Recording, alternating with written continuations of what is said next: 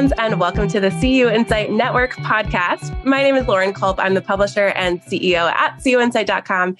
It's my job on this show to have conversations with all of the thought leaders who support the credit union community. There are so many of them, and together we get to identify some of those issues that affect credit unions and have a discussion on all of the best practices that exist so that we can all learn from one another and improve our credit unions. Our guest on today's show is Jack Lynch, the Chief Risk Officer at PSCU. And if that wasn't enough, he's also the president at TriVerity. I'm so excited to have Jack on the show today. So I want to jump right into the conversation. Jack, thanks so much for being here. Oh, it's great to be here, Lauren. Thank you. Awesome. Well, I'd like to start with a little bit of background on you. Most of us didn't really grow up thinking that someday we would get to work with credit unions. And it's a happy industry now that we found ourselves here. But I'm curious, what did you want to be growing up? Wait, you mean you didn't think at 10 years old you wanted to be in credit unions? Right. Well, either did I.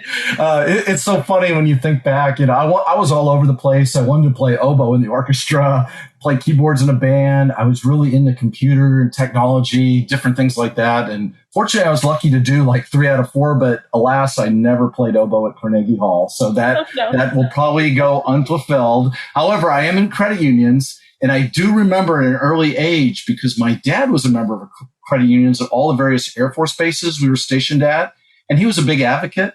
And I actually still have my first account that my dad opened for me when I was a little kid. And so maybe it is destiny I ended up here. That is so funny. I have to tell you, I played the oboe in 6th grade. I have never come across anyone who played the oboe. It wasn't my favorite. Double reeds were a little challenging, but that's too funny. Oh my goodness. Okay. Well, that's the same here when I said that, because I started 6th grade as well in the band. Well, so. we'll have to break out the instruments sometime. Wow, no kidding. So you're not at Carnegie Hall, but I would argue you're in a pretty cool industry nonetheless. Tell me a little bit about the inspiration to step into the role of Chief Risk Officer at PSCU and as the president at TriVerity. It was so exciting to have the opportunity, and it really brought together all my experience working in technology when I first got into the industry, and also my leadership in various business functions to actually bring that all together. And it's really been an amazing journey. And so when we started off being able to create a vision of how we looked at fraud and how we were going to apply the latest tech to help our credit unions in that never-ending fight. And it really was exciting because I was blessed with such an incredible team that's helped us really become an industry leader in risk. So all those things together to enable that, apply all those skills to that, has truly been a great opportunity. And then after the acquisition that we had to be able to head up TriVerity, which is our PSU company, and offering delinquency management solutions, and also bringing technology into that with some digital solutions that are coming up and really being a major player in the credit union industry now, I think there's a great future for us and really excited to be a part of it. That is wonderful. I think there's so many different credit unions that I know work with PSU and have really benefited from all of the things that you offer. So I'm curious, for those folks who don't, which is probably few and far between, but for those folks who don't know what PSCU does or what you do, what is your elevator pitch on what PSCU is and where you add value to credit unions? Well, so first of all, I hope sometime in 2022, Lauren, that we actually are on an elevator together. Okay. But if we are on that, if we're on that elevator, I will tell you PSCU is the nation's premier credit union organization, or CUSO, as many people talk about, a cooperative. We serve thousands of credit unions throughout the United States, and we've been around for over 40 years. And over the years, we've actually evolved from being a payments processor to an end-to-end financial technology provider. And now what's really cool is we're offering a full range of products, solutions, and services. And that includes the risk management, data analytics, digital banking, and contact center services. And then if I have you trapped for another 15 seconds, Lauren, I'll also tell you we're processing billions of payment transactions annually, and we focus on helping financial institutions digitally transform and serve the evolving needs of their members. Wow, there is so much to unpack there. I'm impressed you got it all in on one elevator ride.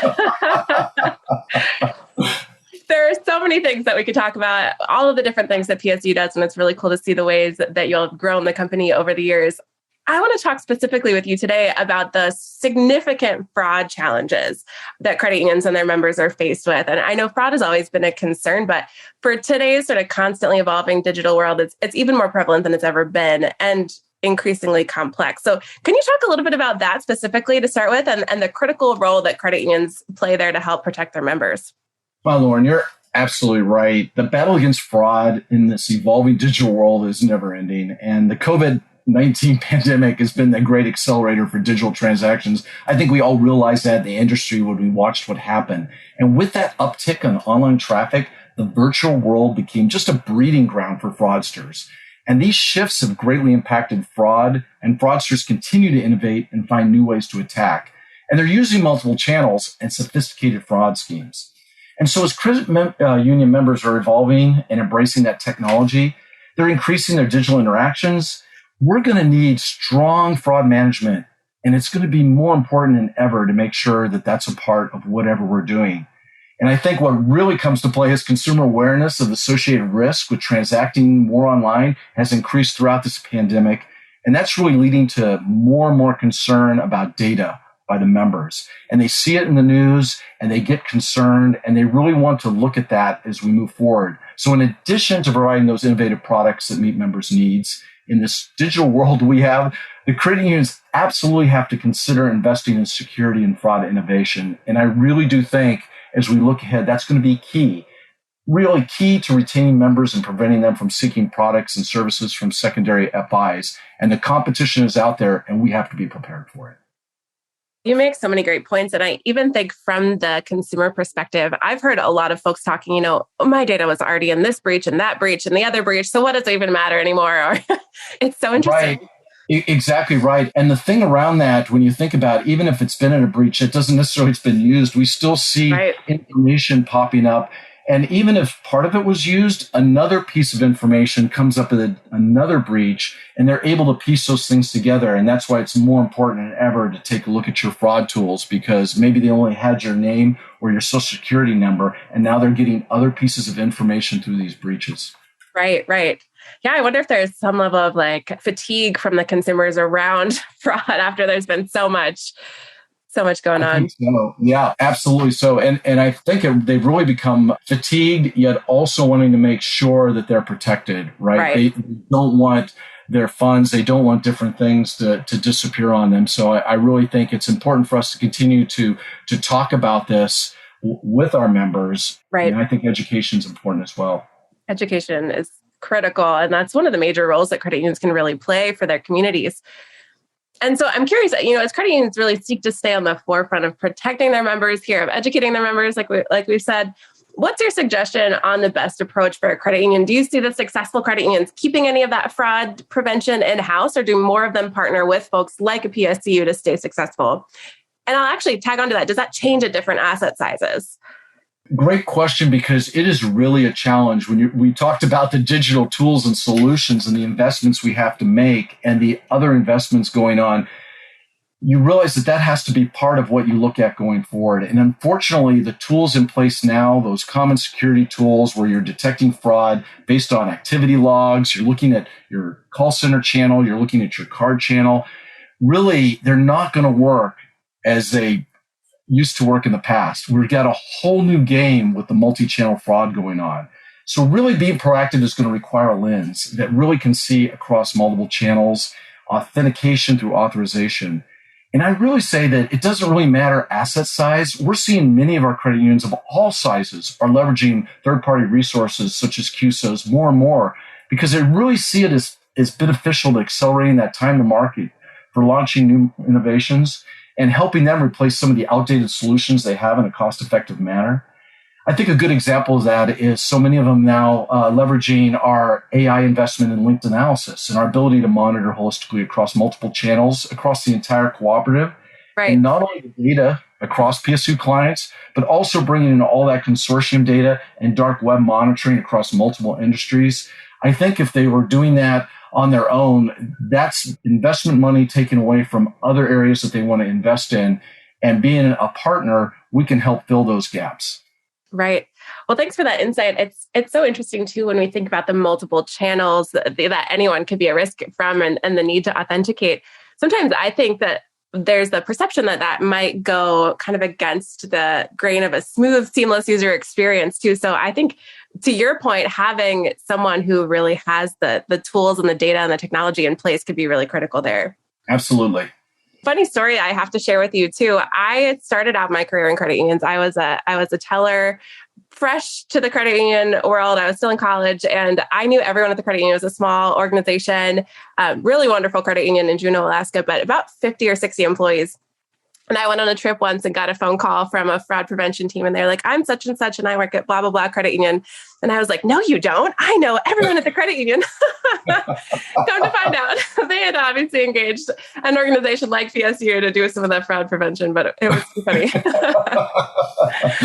The interesting thing about that story of calling you, and one of the things in terms of when you look at the phone channel and some of the technology we're using, and actually, I serve on the board of one of that. And when we look at some of the things around phone and how now they can replicate people's voices so somebody can actually call you. Wow. And it sounds like you. And I would think I was talking to Lauren because they actually are starting to be able to replicate the voice. So it is amazing how far this digital technology is moving to in the future, which means more and more we're going to have more sophisticated tools to parse that out, because no longer can we just say, oh, I recognize your voice. You're right. Somebody I know. That's not going to be the case anymore. That is so interesting, especially for those small credit unions who are used to having that one-on-one relationship with their members where, they don't even ask for verification because they know who Sally down the road is. That's right. Well, we've seen, to your point, so many changes in the fraud landscape over the last couple of years. As fraudsters become more sophisticated, there are all these new technologies out there that we're seeing in a lot of attacks from different channels. What do you think are the challenges that you see in the credit union industry in terms of being equipped and prepared to stay ahead of this sort of ever-changing fraud landscape? Yeah, great question. I agree. New and more creative means of committing fraud are emerging daily.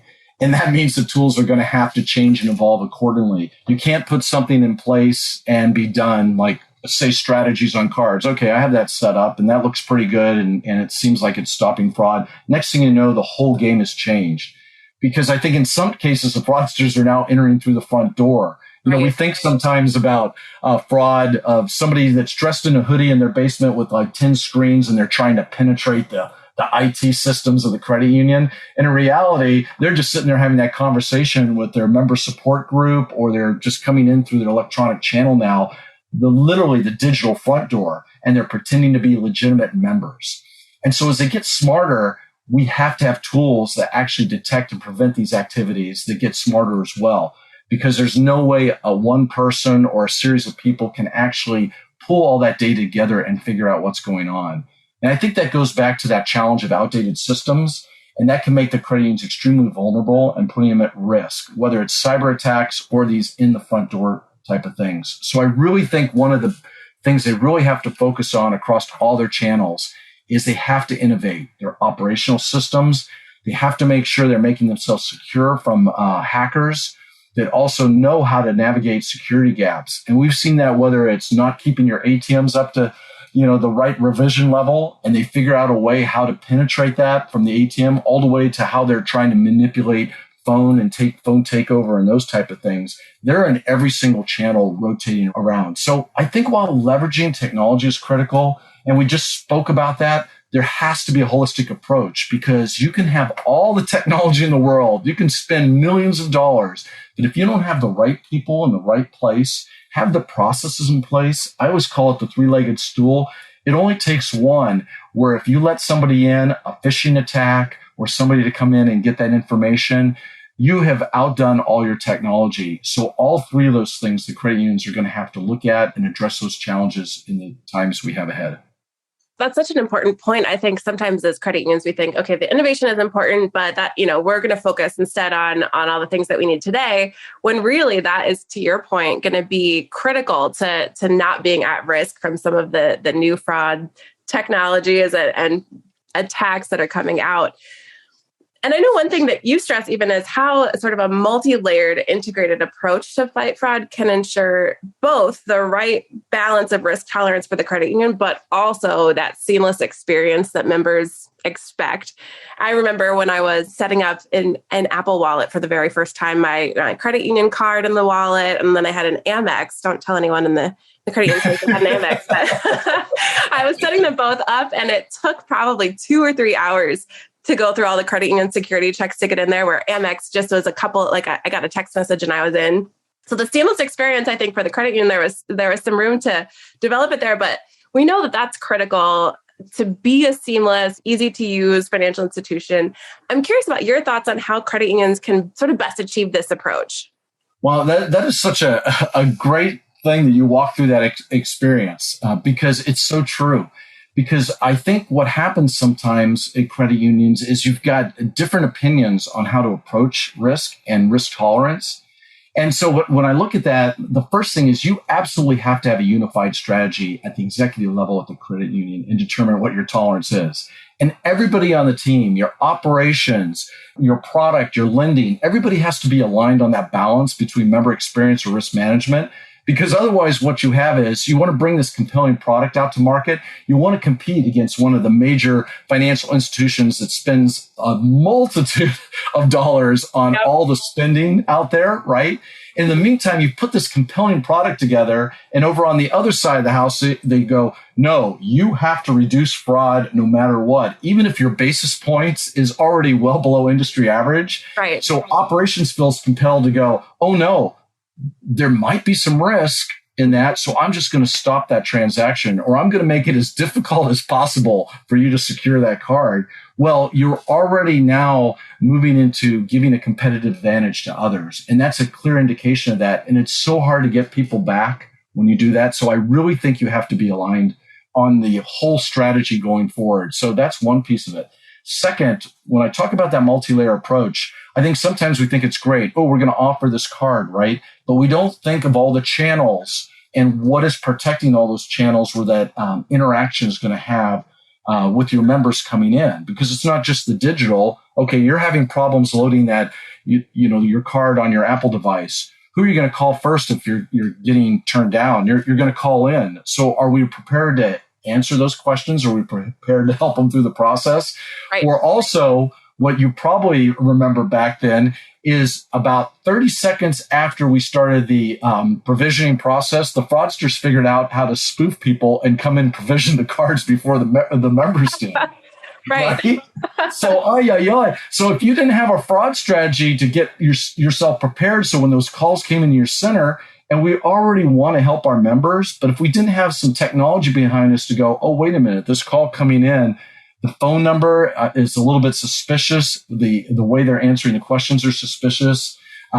We're already, behind the 8 ball before we even start, right? So I really do think it's important after that strategy is to work with their partners and assist in executing the strategy. Because I think the partners, and PSCU is one of those, can really help accelerate implementing that strategy with that, as well as looking at what we talked about before, those fraud strategies behind it. Absolutely. Well, and I think what I'm hearing is that there's the risk from fraud, but there's also the risk of losing our members if we're not a seamless enough experience. And so I think there's the balance there that those partners like a PSCU can really help credit unions kind of hone in on the right strategy for. Yeah, absolutely. And when everybody comes together and goes, hey, in this particular product or this solution, this is where the industry is, that has to be part of the business plan moving forward, not having one section of the credit union thinking that they need to do something, right? Because you could be complete within the tolerance of the plan. And I think sometimes I see that, and in some cases, since I do have cards from various financial institutions, credit unions, and others, of course, for research only, Lauren, right? Like we talked earlier. You're noticing that one just absolutely doesn't want anything to go through eBay at all, right? Or another one right through. So you can tell there's actually differences in how we're treating particular merchants and also what strategies we have to approach that. I really think we have to come together on that. That is so true. Well, from your perspective, you are the Chief Risk Officer at PSCU, President of TriVerity. I'm curious, PSCU, TriVerity, such innovative organization working with a lot of credit unions. From your perspective as a leader in the industry, what are the overall trends that you're seeing for the sort of the future of financial services as it relates to fraud, but even overall? And where's PSCU's focus when it comes to innovating to meet these challenges and really stay relevant? Yeah, I think over the next few years, PSCU, we're going to continue to leverage the investments we've made and we're continuing to make with the right mix of solutions and services to help our credit unions grow. And we also want them to deliver an unparalleled member experience. I am so happy and proud that our board has really supported our company in this endeavor. And we've talked already about the digital future, and we don't see that slowing down at all. And as part of our accelerated digital first strategy, there's many areas we have to continue to focus on and we're investing in. For example, contactless cards. We're already seeing that exceed 70% of our card orders today. Credit unions are starting to see that and they recognize the need in the industry for that and what their members want. And in addition to that, data science and analytics. You hear a lot about it, but it is really a critical differentiator. Our hosted end-to-end data science and analytics portfolio, it really does analyze our credit unions' collective data, and then it actually brings a holistic view of the members' data, as well as we'll talk about this over and over again about how we can use that data in fraud as well. And then also digital issuance. I think we really are moving more toward that, creating that seamless uninterrupted payments experience. Right. And we want to enable those cardholders to continue transacting digitally, push provisioning to the wallets, et cetera. And then I wrap all that together, and especially around analytics and go back to fraud mitigation. We have made significant investments across all areas.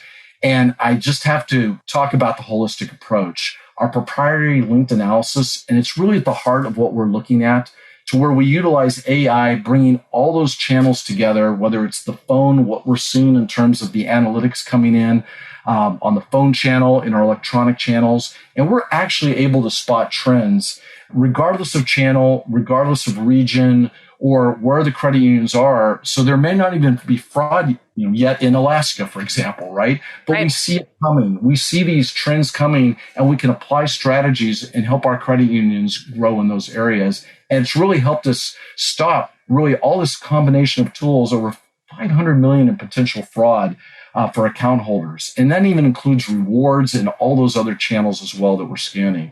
So I really think we need to have more innovative tools, and they have to be in production. And I'm really excited about what we've got rolling out this year, including new fraud alert capabilities. So we're super excited about that. So I think that is going to be the future, and everybody's going to have to look at investing in this.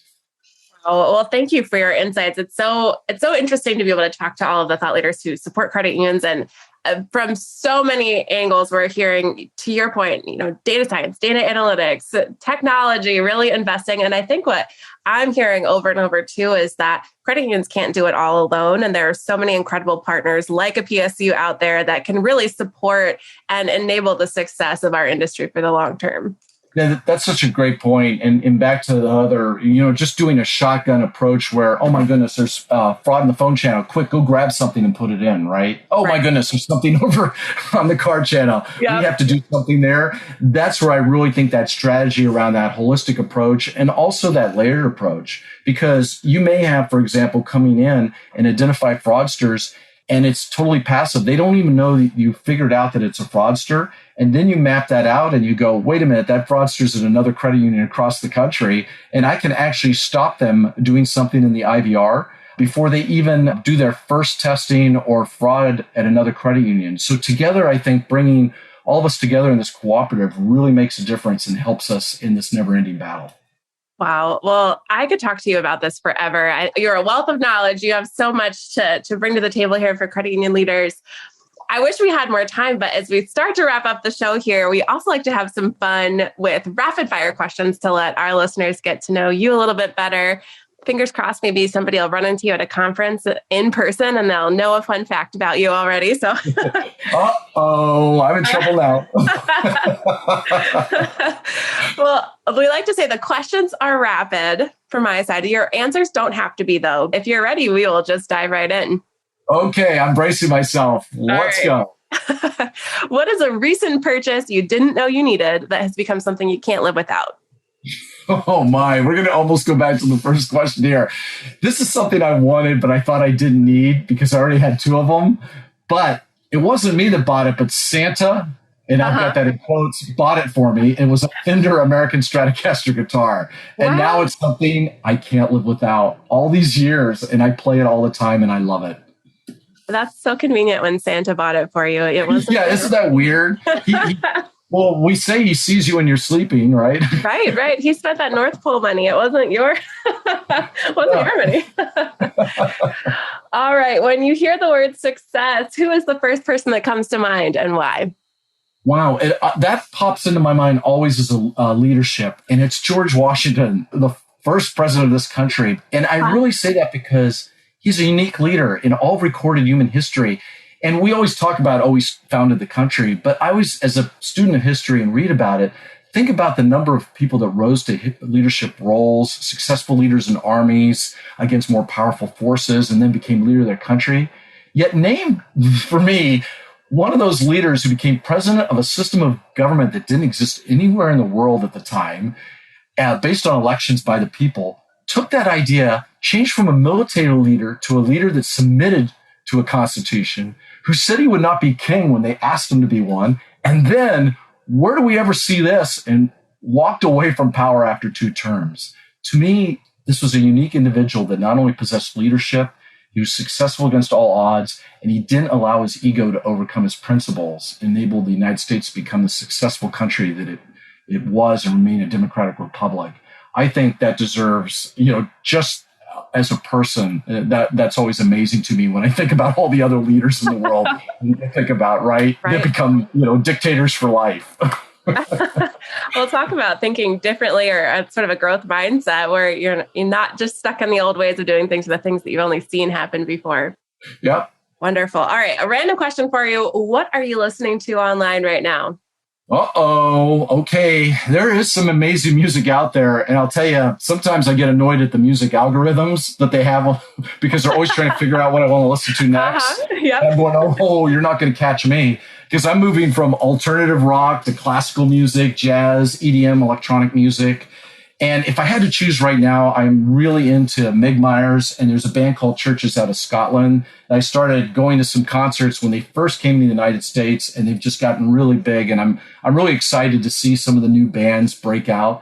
And for all of you, and maybe this is you, Lauren, if you like classical oboe music, and who doesn't, right? Right, I know. Céline Monnier, she's from France. She's a fantastic oboe player. And so I listen to her stuff a lot as well as some of the other players. So I still enjoy listening to oboe music. And then finally, I still have on the rotation some of the bands I really love, Depeche Mode and The Cure. And some of those bands are also on my rotation list. That is amazing. I think you may be the first podcast guest we've had in history of CUInsight podcast to say oboe music. All right. So if everybody wants to go out and type oboe and find out what it is, I have to point that out because people think, what kind of clarinet is that in the back of the orchestra? No, it's not clarinet. Oh, yeah, that double reed is so unique. Yes. All right. Any books that you have gifted or you think just everyone should read? Wow. Okay. There's so many great books out there. But Lauren, I'm going to have to say there's one series to rule them all. Lord of the Rings. Okay. I love that. Do you watch the movies too or just the books? Yes, no, I've watched the movies and I've tried very hard not to be, that guy in the room that goes, that's not in the book. But I will say Peter Jackson did a great job compared to some movies out there, where they completely destroy the concept that was in the, in the books themselves. So yes, I have the extended version as well of that. Okay.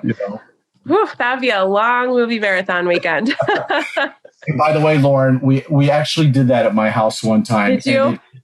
Yes, it was ridiculous. So my wife went to work and came home. It was like one of those days off. And we were just laying around from 8 o'clock in the morning. It was literally 10 at night. And we had just been in the room all day. It was ridiculous.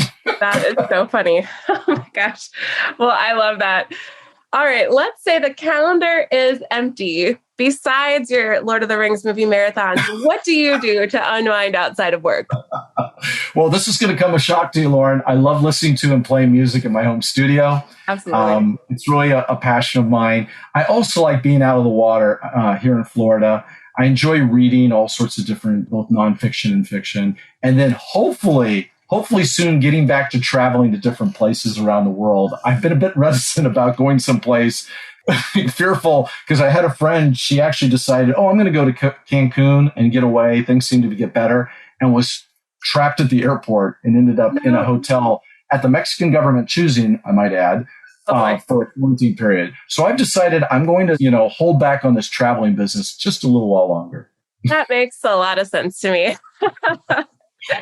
Well, we are going to link to everything we talked about today in the show notes, Jack. My last question for you is any final thoughts that you'd like to share or final asks that you have of our listeners? Well, first of all, I really enjoyed our conversation today, Lauren. Me too. And I really want to say to everyone, just remain positive and hopeful as we move into the future. I know that's kind of crazy coming from a fraud person, but sometimes we're inundated with nothing but negative news. However, each day there are people working to make a difference in so many different ways around the country. And that really includes everyone in our industry that's thinking about and working hard to meet the needs of their members and also address difficult problems such as financial crimes in this new digital world. So I want to thank everybody on the front lines out there at the credit unions for being in this battle against fraud, because we're all in this together. Well, thank you again, Jack, for sharing all of your insights with us today, for making the time to be on the show. Hopefully we do get to run into each other at a conference in person soon, and we can catch up even more on the latest in fraud prevention. But until then, I hope you stay well. Thanks to all of our listeners today for tuning in to the CUInsight Network podcast. We will see you again next time.